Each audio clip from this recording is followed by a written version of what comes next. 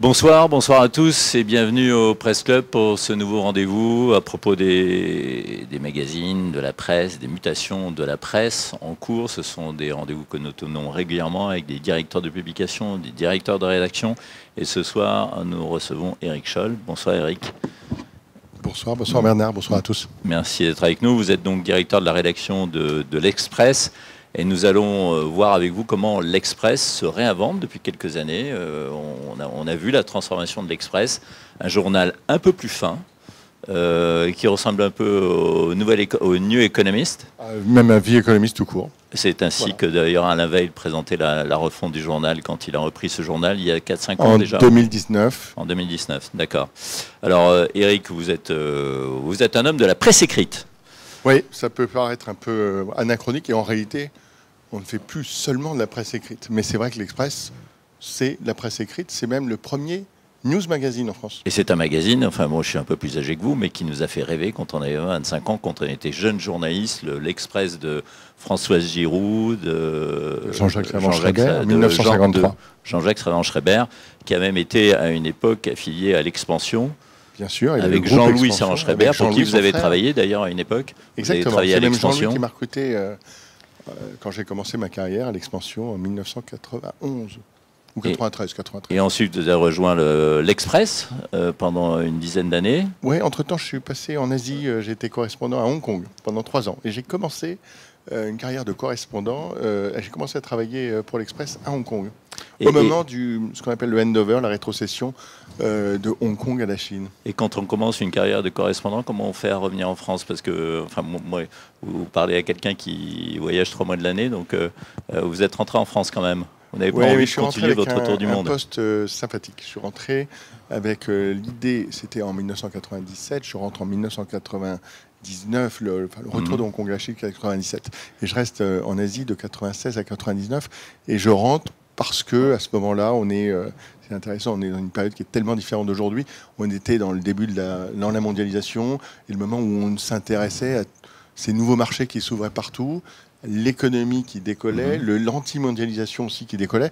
Et donc, on m'a recruté pour être grand reporter à la Tribune, sur la partie économique. Non, toujours à l'Express. Toujours à l'Express. J'ai passé pratiquement 10 ans à l'Express. C'est pour ça que c'est un retour en 2019. Et après, Courrier International, que vous avez dirigé. Voilà. Entre-temps, il y a eu ce petit intermédiaire, mais qui est passionnant, la Tribune, où j'ai rencontré Alain Veil sur une période quotidienne, économique.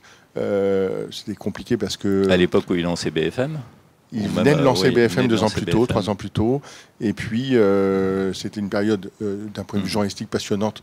La grande crise financière et économique de 2008. C'était très difficile pour l'économie du journal, mais passionnante sur le plan journalistique. Et ça a duré 3 ans. Et j'ai appris le quotidien d'ailleurs. Et pardon de cette petite incise, mais c'est vraiment une conversation. Et d'ailleurs, vous aurez tout à l'heure la parole pour poser vos questions à Éric Scholl. Mais donc vous avez fait partie de ces journalistes qui ont cru à la mondialisation. Ah oui, moi donc c'est pas seulement que j'ai cru, c'est que je l'ai vu. Ouais. J'ai été en Chine aujourd'hui, je sais pas, une quarantaine de fois, j'ai écrit des livres sur la Chine, mais je l'ai vu. Mon premier voyage en Chine, ça remonte à 93. Je suis allé depuis, j'ai visité à peu près, je ne sais pas combien d'usines en Chine, donc je l'ai vu. Et je voyais d'ailleurs toutes les bêtises qu'on pouvait écrire ici en France, quand on racontait qu'il y avait des jeunes enfants qui travaillaient dans une usine chinoise, ce qui était faux. C'était sans doute vrai en Inde, mais on avait une méconnaissance complète de ce qui se passait en Chine. Et d'ailleurs, on le voit aujourd'hui, parce qu'on a sous-estimé l'ampleur du développement de ce pays.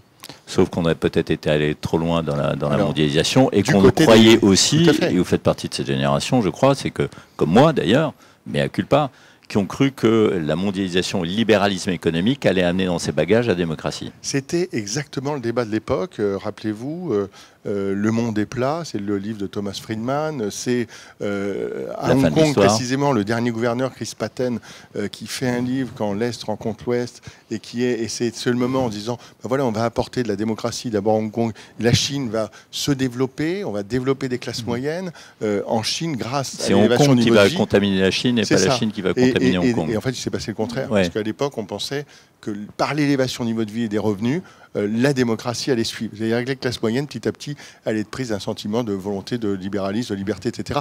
C'était oublier une chose, c'est un exemple pourtant qui a servi de modèle pour le développement de la Chine, c'est Singapour. et à Singapour, avec notamment le ministre fondateur de Singapour, Lee Kuan Yew. Ça n'a jamais été l'idée d'un modèle politique libéral. Bien sûr. Alors, on revient à l'Express. Oui. Peut-être que vous voulez nous présenter peut-être un peu la nouvelle formule telle qu'elle a été conçue. Oui, bien sûr. Et puis, permettez-moi aussi de dire, je crois que vous avez annoncé aujourd'hui, je crois, 2 directeurs adjoints de la rédaction. Oui. Oui. Sébastien Le Foll. Sébastien Le Foll, qui est l'ancien directeur adjoint du Figaro, ensuite qui est passé au par Point, le Point directeur aussi, de la rédaction du Point. Ouais. Et j'ai annoncé même hier soir à la rédaction, donc aujourd'hui officiellement, donc il nous rejoint à la rédaction comme directeur adjoint de l'Express. Et par ailleurs, j'ai un journaliste très brillant chez nous qui s'appelle Étienne Girard, qui fait des enquêtes, très excellent enquêteur en société, sur l'espionnage, sur les réseaux de pouvoir, et qui était rédacteur en chef, et on l'a promu. Il rejoint la direction de la rédaction. D'accord. Et Étienne Girard, il a quel âge?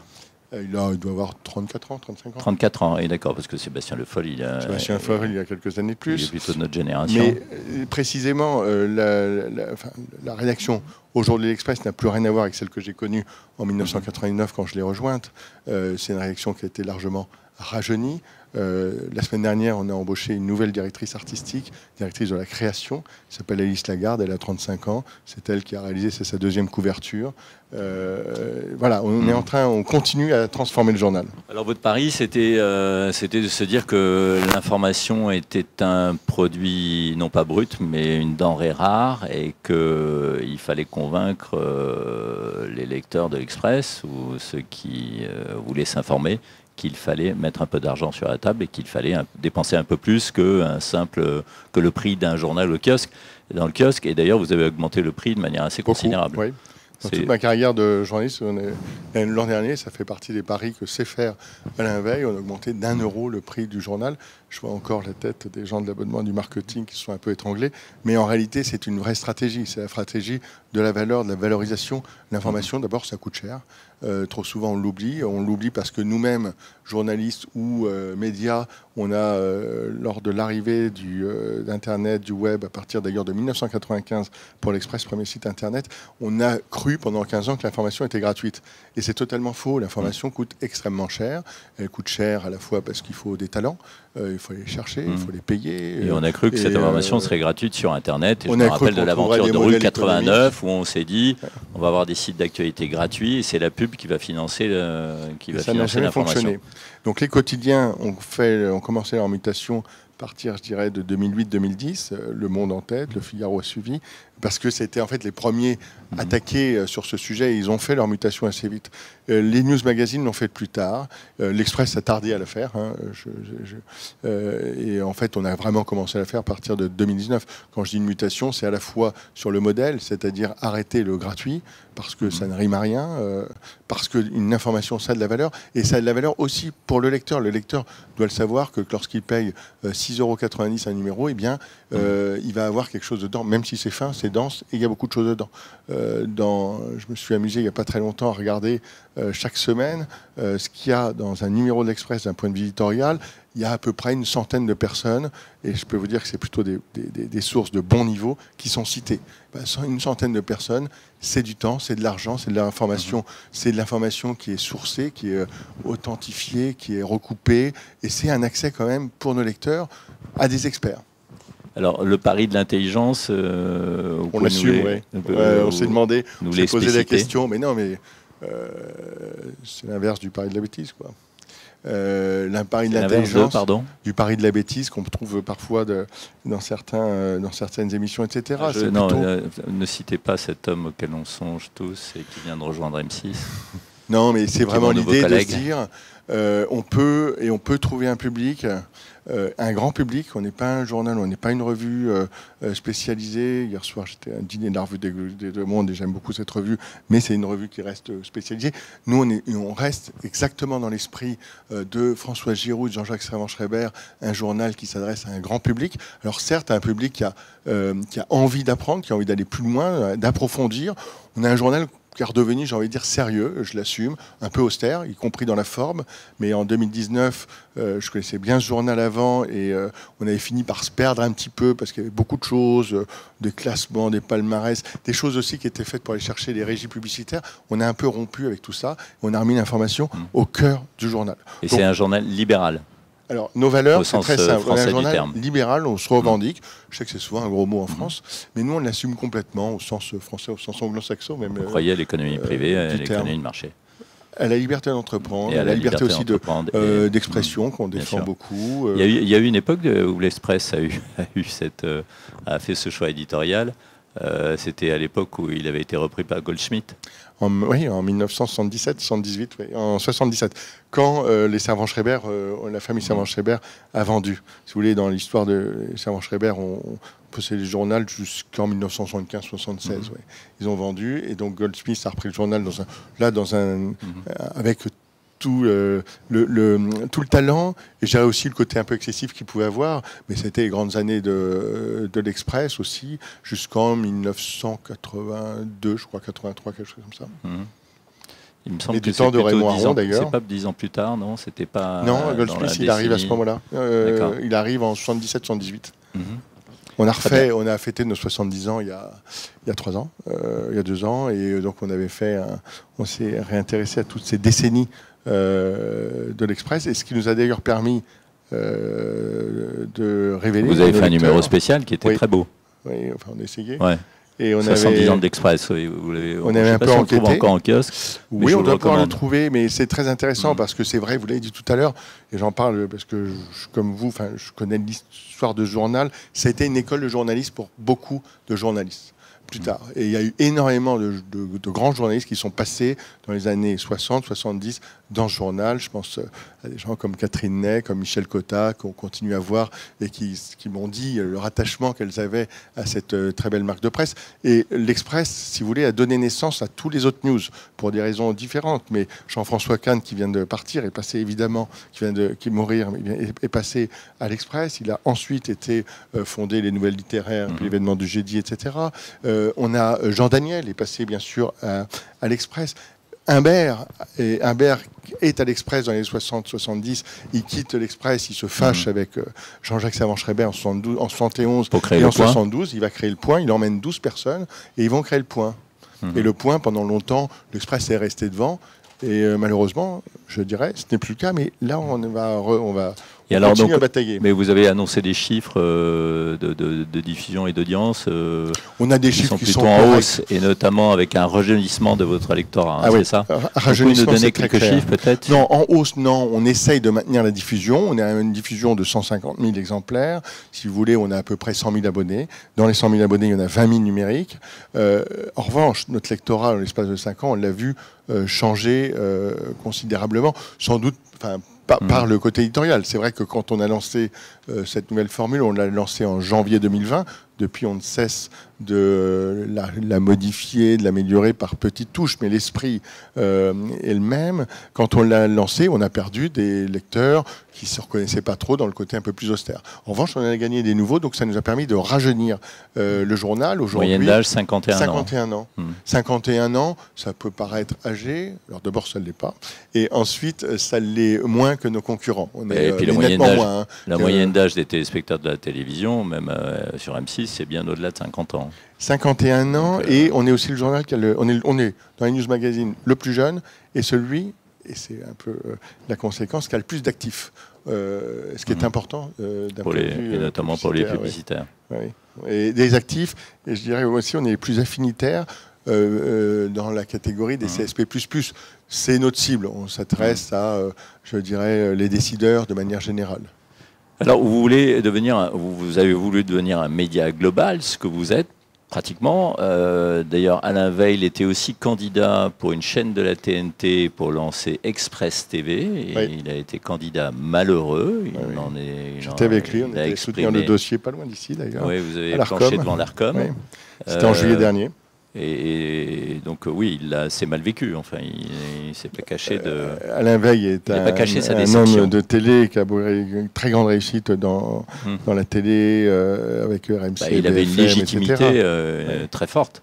Oui, non, l'été était un peu compliqué. Mais il n'a pas dit son dernier mot. Oui, parce qu'il va y avoir d'autres chaînes, d'autres créneaux si vous regardez qui vont se libérer. oui, c'est ça. Il y a au moins 2 autres créneaux qui se libèrent. Donc, on continue à regarder d'assez près. Effectivement, la télé, c'est vrai que j'ai la chance d'avoir un actionnaire, d'une part, qui est indépendant, et je le dis parce qu'il n'y en a pas beaucoup, et on est totalement indépendant. Ma rédaction travaille d'une façon absolument libre, je leur dis toujours, parfois ils viennent me dire, ils viennent me voir, ils me disent, mais alors on peut faire tel sujet, mais bien sûr, faites ces sujets-là. Faites ces sujets-là. Il faut les faire de façon responsable, ce que je leur dis toujours, mais on a une liberté absolument totale éditorialement. Et moi, je m'entends extrêmement bien avec Alain Veil. Je peux vous assurer que depuis le premier jour où on travaille ensemble, c'est-à-dire depuis juillet 2019, il n'a jamais regardé un numéro avant qu'il sorte. Ce numéro-là, il sort demain en kiosque, donc il l'a découvert tout à l'heure. À 10h, on avait tous les mercredis matins, on se voit pendant 2h, 3h, il l'a découvert ce matin. Et donc, parfois, il me dit, mais quand même, ta couverture, non, là, il l'a bien aimé. D'accord, mais ça, vous allez vers, même sur la couverture, vous allez vers plus de sobriété. Oui, c'est vrai, c'est ce qu'on cherche. C'est pour ça qu'on a procédé. En fait, on était trop bavard. C'est compliqué une couverture. Couverture de magazine, c'est extrêmement compliqué. C'est un mélange. Il faut qu'on aille chercher le lecteur à travers. Donc, il y a aussi une vision marketing dans une couverture, il y a une vision très éditoriale, il y a une vision éditoriale, il y a une vision statutaire du journal. C'est l'image du journal qu'on essaie de donner. Faire rencontrer ces trois choses-là, c'est extrêmement compliqué. Ça se fait à la fois, je dirais, avec un tout petit peu de démocratie quand même, c'est-à-dire en discutant avec les journalistes qui font les dossiers de couverture. Ça se fait avec un DA qui doit être très inspiré. Et là, je crois qu'on a trouvé la très bonne personne pour ça. Et puis, il faut avoir des convictions. Est-ce que vous avez des déclinaisons régionales? Non, on en a eu longtemps. L'Express a eu, même a été, je crois, le premier news magazine à faire énormément de déclinaisons régionales. Le Point continue à en faire. Nous, on a arrêté tout simplement pour des histoires de coûts. Et alors, et en kiosque, et notamment dans les relais, en gare, etc., c'est là où on achète souvent les magazines. Souvent, ils étaient sous plastique avec un petit cadeau, un petit gadget. Ah non, ça c'est fini. Ça, c'était une époque où parfois, mais j'ai connu cette époque où on vendait même parfois des encyclopédies avec un journal. Après, on savait plus pourquoi les gens achetaient le journal. Donc aujourd'hui, il faut qu'ils achètent un journal et pas le gadget ou le cadeau à côté. Oui, et en même temps, vous avez la notion d'une nécessaire diversification. Alors comment vous allez vous diversifier pour faire entrer d'autres sources de revenus? Parce qu'on voit bien qu'avec le journal seul, c'est compliqué. Non, vous avez raison. La presse, c'est dur. Voilà, c'est un endroit. J'ai fait toute ma carrière dans la presse écrite et je passais mon temps à gérer de la pénurie, si vous voulez. Pourquoi? Parce que les modes, déjà, les usages d'information changent.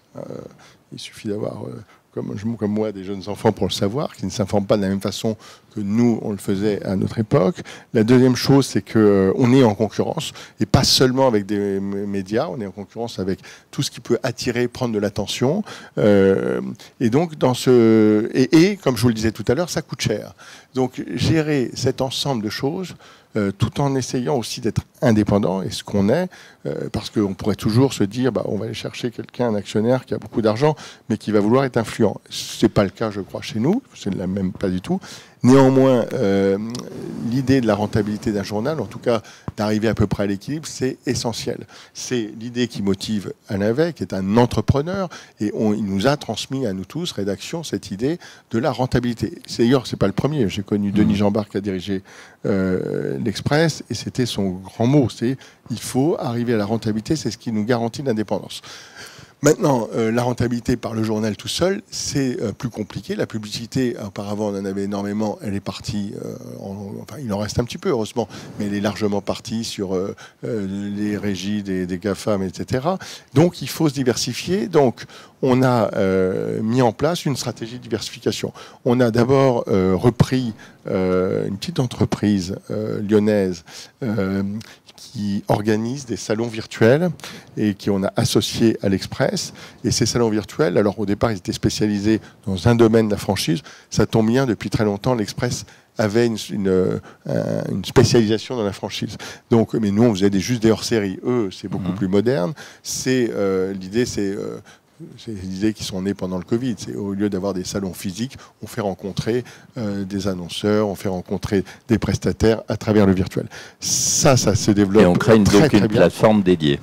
Exactement. Avec des rencontres en direct. Avec des rencontres en direct. Par exemple, le 19, la semaine prochaine, on a commencé à travers cette Connect, donc cette filiale. On a commencé maintenant sur l'éducation. Donc on a un premier salon d'éducation mercredi prochain avec des rencontres en direct et ça fonctionne très très bien. Et cette idée-là, on va la décider. C'est le 19 mars, hein, c'est ça. Oui, ça. Et puis il y a une pleine page là, le e-salon de l'éducation. Et cette activité est en train de se développer très fortement. Elle est, pour le moment, on est en mode d'investissement, mais c'est une activité qui est destinée à être rentable. Mais est-ce que c'est élargir son lectorat ou alors travailler le lien avec le lecteur pour qu'il vous suive, non seulement en s'abonnant au journal, mais aussi en allant aux événements organisés par l'Express, en ayant un lien avec l'Express. Il y a toujours un lien, sinon on ne le ferait pas. L'Express devient plus qu'un journal, un ami, j'allais dire. Mais c'est exactement et un conseiller. Ça. Et ça, c'est pas nouveau. L'idée, c'est quand même d'arriver à monter le plus d'événements possible. C'est une bonne baseline, ça. L'Express plus qu'un ami. Je veux toucher des droits, hein, si je mets... Voilà. Mais c'est le compagnon. C'est exactement ça. Je veux dire par là qu'on n'ira pas dans des domaines où on serait trop loin de notre activité. Mais avec, par exemple, le salon d'éducation, on est vraiment, nous-mêmes, on traite de l'éducation.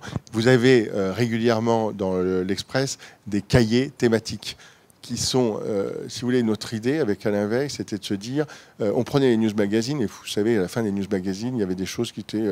on ne sait plus trop si c'est de l'éditorial ou un petit peu du public reportage, etc. Nous, on a décidé que l'ensemble de nos contenus étaient éditoriaux. Et en revanche, il y a des contenus éditoriaux qui sont plus fléchés, par exemple l'éducation, par exemple la mobilité, etc. Et on a construit une politique de cahiers thématiques qu'on retrouve. Et quand vous dites fléchés, c'est-à-dire qu'ils sont sponsorisés? Oui, on va retrouver dedans. Mais en général, si c'est totalement sponsorisé, c'est indiqué, c'est plus l'Express. Ouais, c'est l'Express Studio. Chaque fois, et le reste est entièrement fait par des journalistes. Et en général, on le précise, c'est très important pour nous de garder cette intégrité, évidemment, éditoriale. Et la deuxième chose, c'est effectivement de les décliner à travers éventuellement des salons, ce qu'on va faire petit à petit. Pour l'instant, on a j'allais dire, on a la franchise, on a l'éducation. Non seulement on va les développer en France, mais on commence à les développer à l'étranger avec l'Espagne pour la franchise.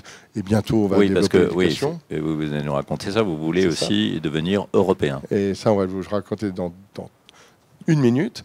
Et par ailleurs, développer donc des vrais salons physiques aussi, des rencontres qui fonctionnent extrêmement bien à travers ces thématiques-là, mais aussi pour l'Express, des grands salons, je vais dire des sortes de forums, des colloques. On en fait 5 cette année. En fait, ce qui nous a donné cette idée, c'est quand on a fêté nos 70 ans. Au départ, on s'est dit on va faire une fête, ce que font à peu près tous les médias quand ils ont un anniversaire. On s'est dit une fête c'est bien, mais finalement on a quand même envie un peu de réfléchir, enfin un petit peu. Donc on a monté un colloque. Ce colloque, on l'a fait il y a 2 ans en y mettant de la géopolitique. On a fait venir Francis Fukuyama avec le maire. On a justement, précisément, on est revenu sur le thème, Bernard, que vous souligniez tout à l'heure, celui la fin de l'histoire, etc. Et puis, et ça a très très bien fonctionné. On a fait ça, le premier colloque, on l'a fait à Radio France, dans ce grand auditorium. On avait plus de 1000 personnes et c'était vraiment une grande réussite. On s'était dit, on va faire des colloques un peu modernes, rythmés. Ça, c'est l'apport d'Alain Veil qui connaît bien les formats de télé. On a fait quelque chose qui a duré, le premier a duré plus de 3 heures. Et ça s'est très, très bien déroulé. Colloque rentable, je le dis parce qu'il y a beaucoup de colloques qui ne le sont pas. Et pourquoi il fallait s'inscrire et payer? Il fallait s'inscrire, c'était payant, mais ce n'est pas ça qui rapporte de l'argent. On a trouvé des sponsors qui étaient là, avec des remises de prix, ces dîners. Et comme ça a très bien fonctionné, on a développé cette idée d'événementialisation. Et donc, on a monté pour cette année 4 ou 5 colloques. Le premier vient d'avoir lieu lundi dernier, il y a avant-hier, que j'ai d'ailleurs animé, sur sciences et santé, qui fait partie, sciences et santé, c'est au cœur aussi de nos 4 grandes valeurs. Vous avez dit, on est un journal libéral, on est un journal universaliste et on croit à la laïcité et à l'universalisme. On est un journal où on défend la science et la rationalité et on l'a particulièrement vu au moment du Covid. Et on est un journal européen.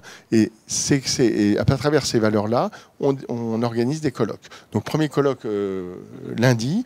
On avait quand même 500 personnes au Théâtre du Rond-Point des Champs-Élysées. On a remis des prix. On avait quand même 2 prix Nobel sur... et le thème, c'était C'était bien vieillir. Et on a fait venir... on a fait venir énormément de monde, de professeurs, des ministres. On avait quand même 4 ministres, 3 anciens ministres de la Santé. Madame Vautrin était là. Non, c'était plutôt un bon moment. C'est la deuxième remise de prix qu'on faisait sur ce thème-là, mais le premier colloque. Le prochain, là, vous avez comme sponsor, alors les sponsors, c'était quoi On n'avait pas de laboratoire, on avait un cabinet d'avocats, on avait des petits sponsors, mais qui étaient là, qui sont très contents d'être là. Et je pense que l'an prochain, on en aura encore plus. Parce que notre idée, c'est exactement ce qu'on développe dans le journal, c'est de promettre une qualité. On a une exigence sur ce type de colloque, à la fois pas trop long, des formats qui sont intéressants.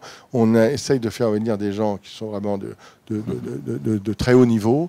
Le professeur Ramakrishnan, qui est prix Nobel de chimie britannique, dont le livre d'ailleurs n'est pas encore traduit en France, mais Odile Jacob qui était là, il a dit « mais je vous traduis votre livre », c'était une grande réussite. Le prochain, c'est le mois prochain, sur le leadership.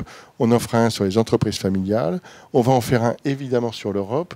Et puis, on refera le grand colloque de l'Express, comme on fait chaque année, avec des remises de prix, avec une réflexion à la fois géopolitique, mais aussi d'anticipation sur l'avenir. Vous n'en faites pas un sur l'industrie de l'armement, là ?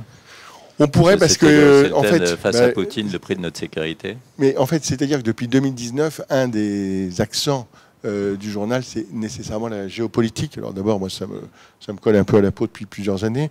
Et il se trouve que la géopolitique, maintenant, est arrivée absolument partout. Géopolitique et stratégie, donc armement, etc. Alors, j'ai un de mes journalistes qui a suivi l'IHEDN il y a 2 ans. Il est pile au bon moment. Et j'étais d'ailleurs cet après-midi, on est partenaire du forum de la défense, il s'appelle le Forum Défense Stratégie, qui est organisé à l'école militaire. J'y retourne d'ailleurs ce soir.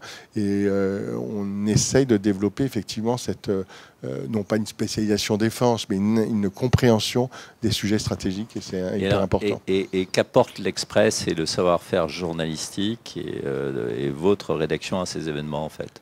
On apporte en fait la capacité de faire du grand public. Hier, j'interviewais le DGA, Emmanuel Kiva.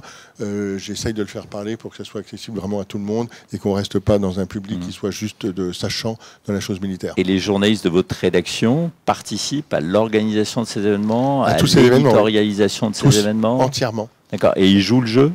Alors, c'est pas facile parce que l'animation, la modération d'événements, et Bernard, vous connaissez par cœur, c'est quelque chose qui ne s'invente pas. Donc, c'est du temps, c'est de la formation, etc. Oui, et puis c'est souvent des heures supplémentaires. Parce on est journaliste à l'Express et puis après, le soir. Mais ils adorent leur métier.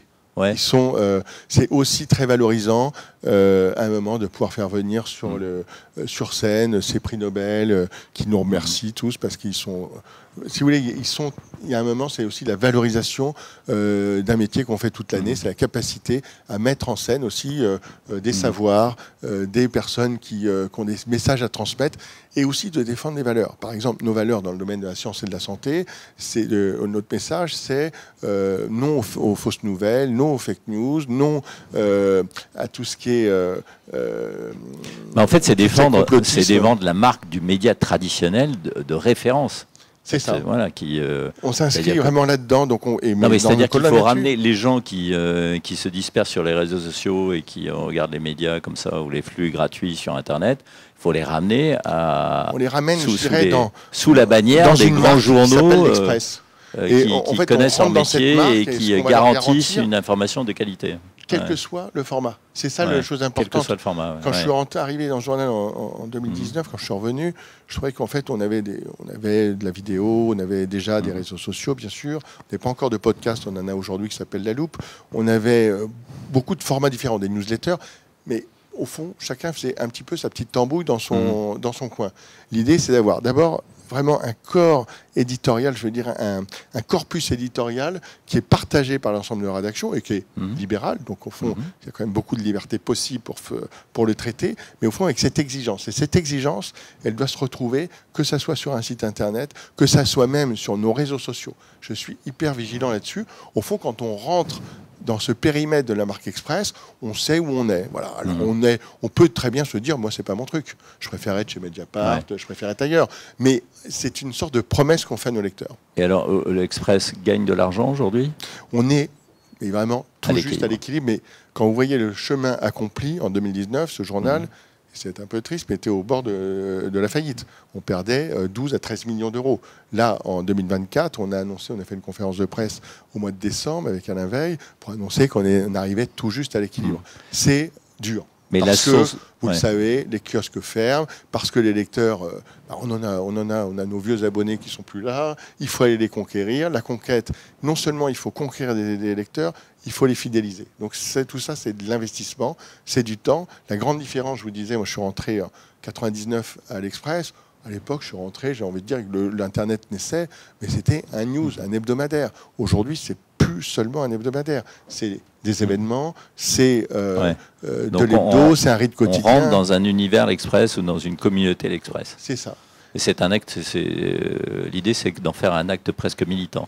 C'est pas un acte citoyen, mais c'est de l'information, c'est de la bonne information. C'est vrai, vous disiez tout à l'heure, vous parliez de vie économiste, on est allé voir il y a peu de temps d'ailleurs, pour qu'ils nous racontent un peu leurs secrets de fabrique. Ce qui est intéressant, c'est que... Les New Economist, ils n'ont pas toujours été très libéraux. Ils l'ont été quand même, ils varient. Mais ils ont quand même de l'exigence. Alors c'est pas du tout, ils sont 1500. Au total, pas seulement pas de journalistes, hein, mais le groupe Vie économiste, c'est 1500 personnes. Nous, l'Express, aujourd'hui, on est au total une 120-130. Et en journaliste, en carte de presse, on est 70. On est une petite équipe, ce qui est à la fois très sympa, très mobile, mais c'est pas les moyens... Et la principale source de revenus aujourd'hui, c'est les salons virtuels, Non, la principale source, c'est le journal. Ça reste le journal. Ça reste le print. Mais la croissance, elle vient d'ailleurs. Et vous parliez de l'Europe. Et ça, pour nous, à partir du moment où on a fait ce constat que la presse écrite, elle n'est pas condamnée, bien sûr, mais la presse écrite, elle va affronter un environnement qui va être de plus en plus difficile. Donc il faut qu'on trouve des nouveaux relais de croissance. Et un relais de croissance possible pour nous aujourd'hui, c'est l'Europe. Ça paraît idiot, parce qu'on se dit, mais l'Europe, ça ne fait pas envie. En fait, si, je pense qu'aujourd'hui, en plus, on a un véritable moment européen. Et surtout, pour nous, pour l'Express, c'est notre capacité à développer, grâce aux nouvelles technologies, développer notre capacité à rencontrer des nouveaux lecteurs. Comment on va faire ça? En développant un Express Europe. Sébastien Le Foll qui nous a rejoint, c'est sa mission. Développer un média européen, c'est-à-dire qui aille au-delà du champ français, où on est un peu contraint. Et donc cette formule, vous allez la décliner dans tous les pays Une partie de cette formule. Tout ce qui est européanisable dedans, c'est-à-dire facilement 50-60% de journal, mais en y ajoutant des nouveaux contenus et en le développant dans les 27 pays de l'Union européenne. Et sans doute aussi. Et donc vous aurez des rédactions dans chaque pays ou des Donc on est en train de monter, oui, on va avoir un réseau. Mais on va essayer de penser à quelque chose d'assez moderne.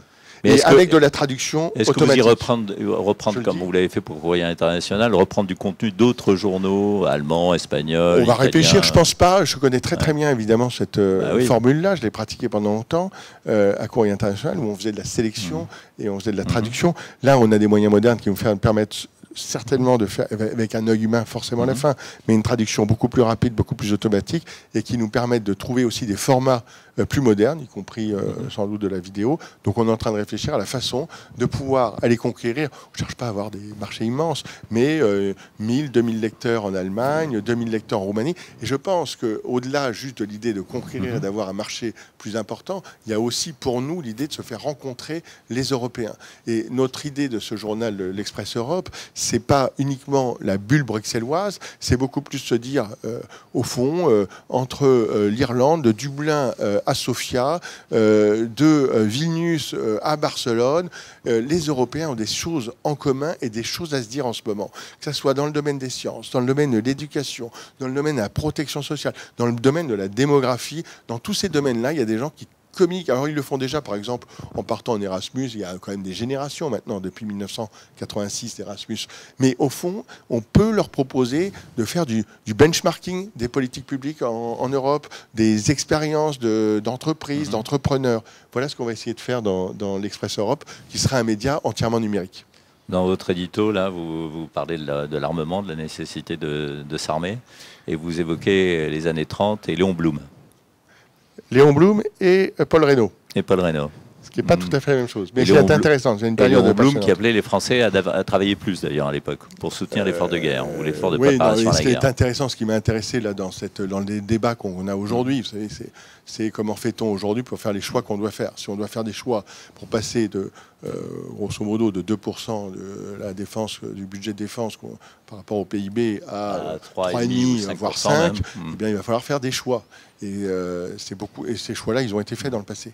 Ils ont été faits puisque en 1938, fin 38, le budget consacré à la défense, c'est 8% et demi. Et on a sans doute oublié, mais même jusqu'en 1985. Et ça n'a pas suffi.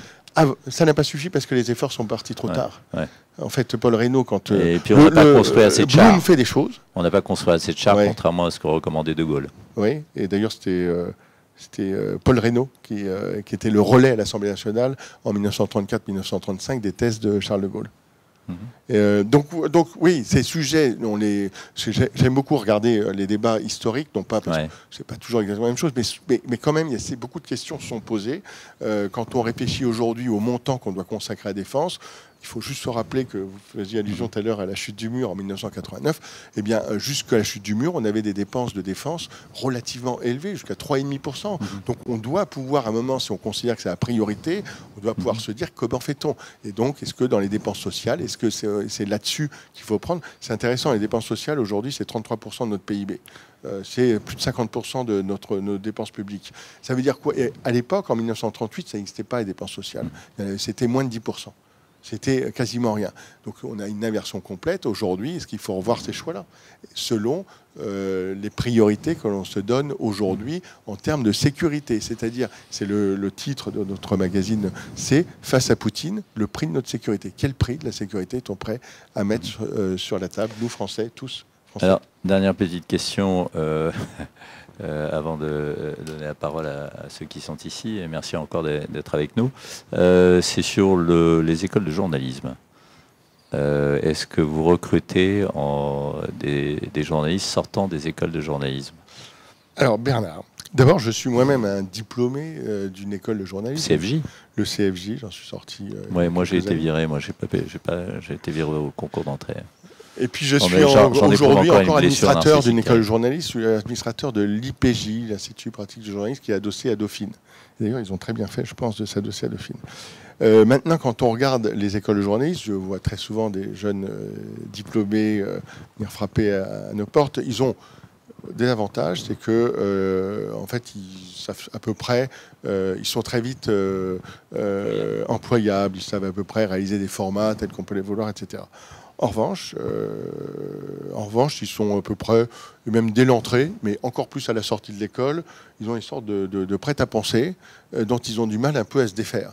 Et ça, c'est un peu pénible, parce que les écoles de journalisme, moi, je pense que quand on arrive dans l'école de journalisme, on doit apprendre justement à désapprendre. On doit apprendre à faire des choses, par exemple, qu'on n'a pas envie de faire, ou se dire, tiens, tu veux faire de... Parce qu'en général, à mon époque, tout le monde voulait travailler à Libération ou être grand reporter ailleurs. Je dis, pourquoi pas aller faire la bourse? Ça ennuyait un peu les gens. Mais au fond, il faut se forcer à ça, aller sur des champs de pensée ou des domaines différents, parce que c'est comme ça qu'on apprend le mieux. Travailler contre soi-même. Penser tout le temps contre soi-même. C'est hyper important. C'est ce que je reprocherais un petit peu aujourd'hui aux écoles de journalisme, c'est d'écouter un peu trop les élèves. Et les élèves, ils sont comme ils sont. C'est au corps pédagogique de prendre vraiment de s'emparer de ce sujet-là et de se dire non, leur donner un peu plus de rigueur, et de rigueur, je dirais, dans ce domaine-là de la pensée. Leur apprendre à être plus exigeants avec eux-mêmes. Je pense que c'est ce qui manque, parce qu'à la fin, on arrive avec des étudiants, des jeunes diplômés, et leur rêve, c'est de devenir... Défendre les minorités. Oui, travailler pour devenir Élise Lucet ou travailler à Mediapart. Voilà. Ouais. Et Duplanel, c'est une vision, mais c'était pas la seule grande figure du journalisme, mais ça suffit pas, il y en a d'autres. Oui. Et exactement, je pense que ça manque de diversité. D'originalité. Oui. Voilà. Est-ce que vous avez des questions? Oui. William Érigoyen, Arte.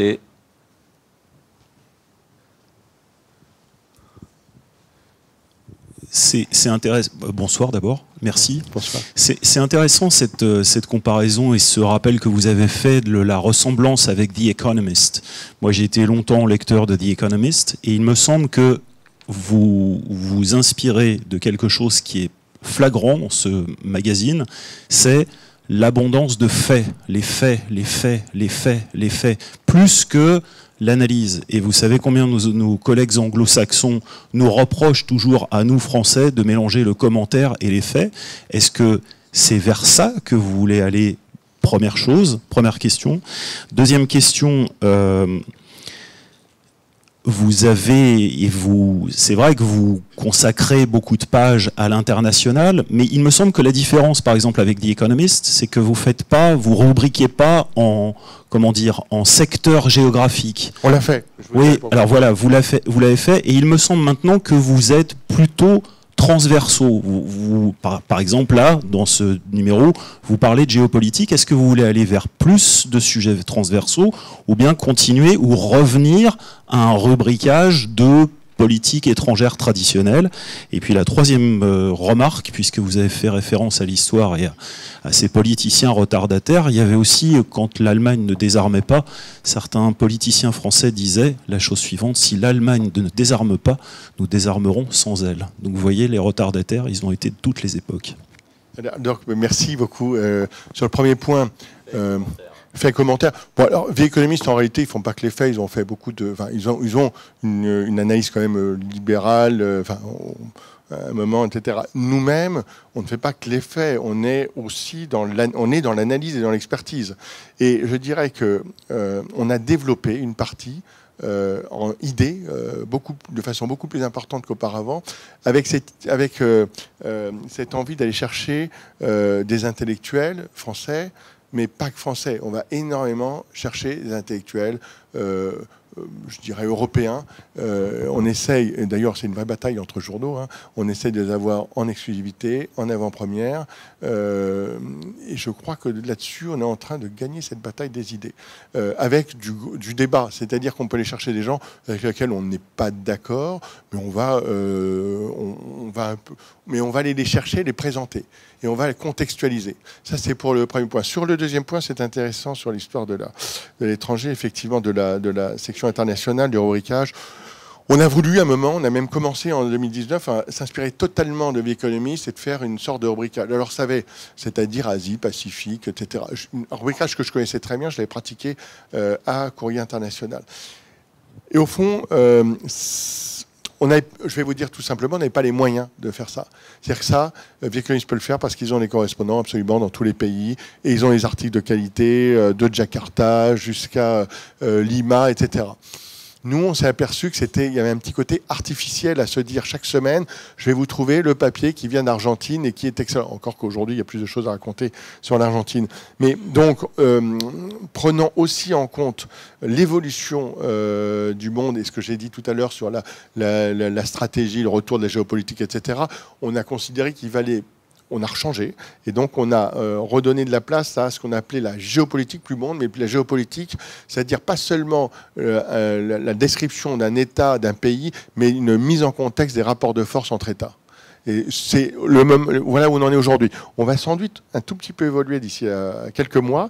Pourquoi? Parce que, comme je vous l'ai dit, on va essayer d'européaniser davantage le journal. Donc pour le coup, on va peut-être même remettre en place une vraie rubrique Europe, ce qui serait assez logique dans la suite de nos projets. Voilà. Oui, la dernière question, c'était sur l'armement, hein, c'est ça, sur le réarmement. Enfin, c'était plus une remarque qu'une question. Merci, William. Autre question? Madame, attendez un moment, on va vous passer un micro et si vous voulez bien vous présenter. Merci, madame. Bonsoir, je m'appelle Maude Guillaumin. Moi, je fais surtout du documentaire, maintenant des 52 minutes, des choses comme ça. Mais mon rêve avant, en tant que jeune journaliste, c'était de travailler dans un hebdomadaire. Et la manière de travailler pour les journalistes a beaucoup changé.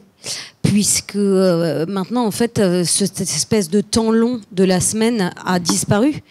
Est-ce que, en fait, les hebdos n'ont pas perdu l'essence même de ce qu'ils étaient? Parce qu'avec tous les articles, en plus de print, Internet et tout, que les journalistes doivent porter en plus de ce qu'ils faisaient déjà avant, déjà, ils sont sur le qui-vive tout le temps. Et ils n'ont pas ce recul qui était très intéressant. à mon sens. Hein. Donc je voulais votre opinion. J'ai connu un recul qui allait jusqu'à avoir le temps d'aller jouer au tennis de temps en temps, etc. C'est vrai que ça se... Non, mais j'ai connu cette époque. Je le dis parce que je l'ai connue, donc je vous le dis. Et c'est vrai que cette époque-là est un peu révolue. C'est-à-dire que j'ai une rédaction qui travaille. Néanmoins, on a du recul. Je veux dire par là que on a la capacité de mener des enquêtes, et vous lirez nos enquêtes, elles prennent plusieurs semaines, voire plusieurs mois, parce qu'une enquête, ça prend du temps. Vous lirez la semaine prochaine en couverture du journal, une enquête qui a commencé il y a déjà plusieurs mois. Quand on a, l'an dernier, il y a plutôt 1 an et demi, expliqué qu'un ancien rédacteur en chef de l'Express était un espion soviétique, je peux vous dire que c'est plusieurs mois d'enquête. Donc en fait, on a plusieurs temps, et l'idée, c'est de concilier ces temps-là. Et la différence peut-être avec ce qu'on a fait avant, c'est que moi, je ne suis absolument pas dans le quantitatif. Je préfère jouer la qualité, c'est-à-dire que avoir le quantitatif. Pourquoi vous avez du quantitatif à un moment sur le Internet? C'est pour faire de l'audience. Ça ne sert à rien. Moi, je préfère avoir des articles qui correspondent à mes exigences, enfin, nos exigences éditoriales, et qui vont faire de la conversion. On regarde tous les jours des chiffres, hein, on regarde l'audience et on regarde les conversions qu'on peut faire. C'est-à-dire, les conversions, c'est des gens qui vont reconnaître, qui vont avoir envie d'aller jusqu'à payer pour pouvoir lire un article. C'est beaucoup plus intéressant pour nous. Parce qu'en fait, on est en train de s'adresser à la bonne cible. Et pour ça, on n'a pas besoin de tant d'articles que ça. Il en faut quand même un petit peu, il faut un vivier. Si vous n'avez plus d'audience, vous ne pouvez pas faire de conversion. Mais je ne cherche pas, ce n'est pas du tout la course à tout prix. Moi, j'ai vraiment une pratique là-dessus. Je vais arrêter les articles que je qualifie, entre guillemets, d'inutiles. Ce n'est pas forcément des mauvais articles, mais au fond, c'est un article qu'on va peut-être lire ailleurs. Et l'idée de différenciation, pour moi, est essentielle. L'an dernier, avec ma rédaction en chef, j'ai fait un séminaire sur ce sujet-là. La distinction, la différenciation au sens français du terme. Comment se différencier? Comment, par une politique éditoriale, par le choix des sujets, par angler les sujets, comment on arrive à se différencier? C'est facile à dire comme ça, c'est extrêmement compliqué chaque jour de se dire est-ce que ce sujet-là est différenciant. Mais je continue à poser les questions chaque semaine. Encore là, lundi, je me vois en train de voir une de mes journalistes lui dire est-ce que tu crois que ce sujet-là qu'on a fait, il est vraiment différenciant pour nous? Et ces sujets qui ne sont pas différenciants, autant se dire en fait, on n'est pas obligé de les faire. Comment vous faites la séparation? On recevait récemment Christophe Jacobizine des Échos et qui racontait qu'en fait, il y avait une rédaction digitale et le rédacteur en chef, le directeur de la rédaction du print, allait pêcher dans le digital, dans l'univers digital, les articles qui allaient paraître le lendemain. Comment vous faites, vous, pour arbitrer entre les deux? Est-ce que... Oui, alors Christophe, qui est arrivé il y a quelques mois à la tête des Échos, il a trouvé un endroit qui était encore vraiment scindé en deux parties, où il y avait un print et il y avait un digital. Je dirais que nous, lorsque je suis arrivé en 2019, en fait, il y a eu tellement de changements, y compris dans la rédaction, ça a été assez facile de mettre en place une rédaction qui est à 100% digital. Et en fait, on ne se pose plus cette question-là qui s'est posée pendant des années ailleurs et qui continue à se poser dans les médias plus traditionnels, de savoir, non mais moi je suis au digital, moi je suis au print. Bien sûr, il y a quelques fonctions qui sont impératives au digital, qui sont des fonctions de mise en format, je dirais presque techniques. Mais d'un point de vue journalistique, il n'y a plus de différence. On n'est pas là en train de dire, il y a les sous-journalistes qui travaillent au web, c'est le nombre de fois où j'ai entendu ça, et les journalistes seniors qui sont au print. Quand je suis arrivé en 2019, il y avait cette sorte de mépris, d'ailleurs tout à fait partagé, puisque les jeunes prenaient les vieux vraiment pour des cons, et inversement, les autres disaient, mais vraiment, eux, il faudrait qu'ils apprennent à travailler. Et aujourd'hui, c'est terminé. Alors j'ai eu la chance de recruter des gens qui connaissaient bien l'importance du digital. Et au fond, tout le monde s'est mis à faire du digital parce que l'idée, c'est de se dire que quand même aujourd'hui, si vous voulez avoir le maximum d'impact, le digital vous donne de l'impact. C'est ce qu'on essaye, ce qui est plus compliqué parfois, de nous faire comprendre à nos sources, parce que vous trouverez toujours un ancien ministre qui vous dira non, mais moi je veux vraiment être dans le print, etc. Il ne verra pas que le digital aura une force, un impact beaucoup plus important. Donc on manie bien sûr les deux, et la séparation, en fait, on essaye de rendre le print je dirais, moins chronophage qu'auparavant, et d'avoir une sorte... On fait des réunions où on ne traite plus le print et le digital, on fait des réunions de sujets, on s'intéresse d'abord au sujet, exactement sur les thèmes que j'ai dit. Donc, qu'est-ce qui fait que ça va arriver dans le print ou le digital? Deux choses. D'abord, la temporalité, bien sûr. À un moment, la temporalité fera que ça arrivera d'abord dans le digital. Et puis, ensuite, il faut faire des choix parce que le digital, le print, c'est plus petit, c'est juste notre vitrine, si vous voulez. Hein, et ça doit rester comme ça. Il y a moins de place. Dans le digital, on a une place beaucoup plus importante. Monsieur, si vous voulez bien vous présenter et poser votre question. Merci beaucoup. Comment l'Express... Pardon, je vous laisse vous présenter si vous voulez bien. Jacques Benamou, Radio RCJ. Oui, je vous connais, mais oui. Voilà, excusez-moi. Comment l'Express se positionne ou s'est positionné pour le problème de l'ARCOM vis-à-vis de la liberté de la presse? Voilà, je veux savoir un petit peu. Quelle est votre position? Quelle est la position de l'Express dans cette affaire qui fait beaucoup de bruit en ce moment? Vous voulez dire les décisions de l'ARCOM Oui, la décision de l'ARCOM de supprimer les C8 et Énergie 12. Merci. Est-ce que vous avez pris position? Est-ce que vous avez... Voilà. Oui, j'ai voilà. Quelle est la position de l'Express dans cette situation? Non, je crois que j'ai réagi, j'ai juste dit que c'était le boulot de l'ARCOM. Voilà. C'était le boulot de l'ARCOM, c'est son... Je crois avoir, de ma vie, pas mal défendu la liberté de la presse, mais au fond, si vous prenez vraiment ce qui s'est passé, il y a eu, si on prend, il y a quand même un cahier des charges, si vous voulez. Il y a un service public qui est demandé, il y a un cahier des charges qui n'a pas été respecté à une très nombreuses reprises. Donc à un moment, l'ARCOM a pris une décision. Ça ne m'a pas choqué. Ce qui ne m'empêche pas d'aller défendre la presse. On l'a même fait ensemble avec Bernard dans d'autres instances et je continue à le faire partout. Je ne crois pas que l'un soit... je ne crois pas qu'on puisse opposer l'un et l'autre. Voilà. Au contraire. Bonsoir, Pierre-Marie Dufour, rédacteur en chef d'une publication du groupe Le Télégramme. Je voulais rebondir sur ce que vous disiez précédemment sur le digital. Quelle est la part d'informations qui donne lieu, qui paraissent sur le digital, qui donne lieu à une publication dans le print? Est-ce que c'est pour vous, est-ce que le digital doit être beaucoup plus riche, et est-ce que vous allez accentuer cet accent mis sur le digital? Oui, clairement, je serais incapable de vous dire. On a beaucoup plus de contenu sur le digital, ça c'est clair. Maintenant, des contenus, si vous voulez, il y a des types de contenus qui sont très différents. On a des dépêches, donc ça c'est pas nous. On a arrêté de faire du bâtonnage de dépêches, quand on était pendant très longtemps, ça c'est plus du tout le cas. Donc on va plutôt trouver sur le digital des vrais papiers, des analyses, etc.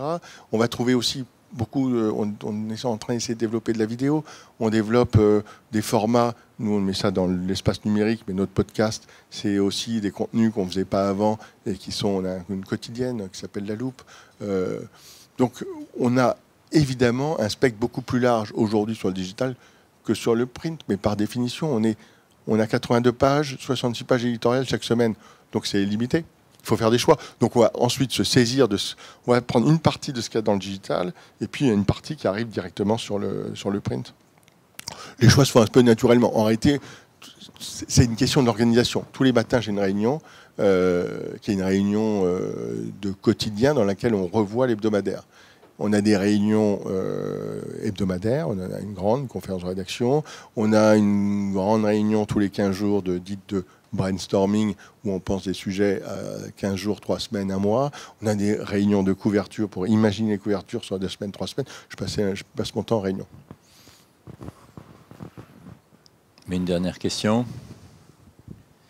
Bonjour, Florian Bachelet, je suis responsable presse du groupe Clariane. Vous avez choisi en signature le pari de l'intelligence. Comment votre rédaction, l'Express, se positionne par rapport à l'utilisation de l'intelligence artificielle aujourd'hui? Oui, c'est une très bonne question qui se pose à peu près, pas seulement d'ailleurs dans la presse. Dans la presse, on a monté un groupe de travail il y a maintenant déjà presque 2 ans sur le sujet, où d'ailleurs j'ai mêlé à la fois des journalistes, des gens qui sont des fonctions support, pour réfléchir à la façon dont nous, à l'Express, on pouvait s'emparer comme un outil de l'intelligence artificielle. Par ailleurs, à côté de ça, et j'ai travaillé avec eux, le SDJ a réfléchi évidemment à toutes les questions qu'ils posaient et qui continuent à se poser. Si vous voulez, en fait, juste une petite... On a relancé l'Express en 2020. Depuis 2020, il y a eu des faits... Le monde est complètement différent depuis 2020. il y a eu le Covid qui a créé une rupture incroyable et un rapport à la science, un rapport à beaucoup de choses qui a énormément changé au monde du travail. Il y a eu l'arrivée de ChatGPT et de l'intelligence artificielle, des modes narratifs, etc. Et ça, c'était 2022-2023. On a eu évidemment l'invasion de l'Ukraine par la Russie et qui a quand même changé énormément notre façon de considérer la géopolitique. Et je dirais que la dernière chose, le dernier grand changement, il est tout simple, il est politique en France, avec cette sorte de grande paralysie dans laquelle on est maintenant depuis plusieurs mois. Dedans, il y a l'intelligence artificielle, on n'a pas encore... on n'a pas encore vu toutes les conséquences, y compris pour nos métiers. Donc, j'ai dit que j'ai monté un groupe de travail. On a abouti à l'idée qu'il fallait que ça soit un outil qui ne va pas produire des contenus, l'idée est pas, mais par contre qui va nous aider à produire des contenus dans beaucoup de fonctions.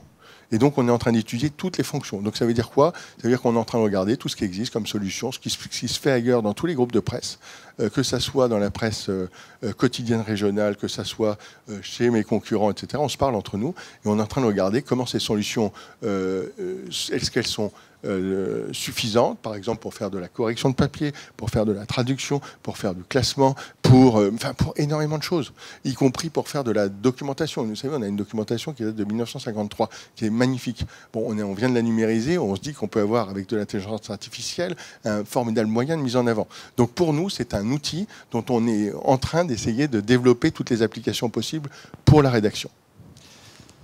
Merci beaucoup. Merci Eric Scholl d'avoir été avec nous. Je crois que vous rejoignez maintenant l'école de guerre. Oui, c'est ça, oui, exactement. Pour cet événement autour de l'Express, et organisé par l'Express. Non, c'est plus nous qui l'organisons, c'est le ministère de la Défense, on est juste partenaire. D'accord. Merci à vous tous d'avoir été avec nous. Merci encore.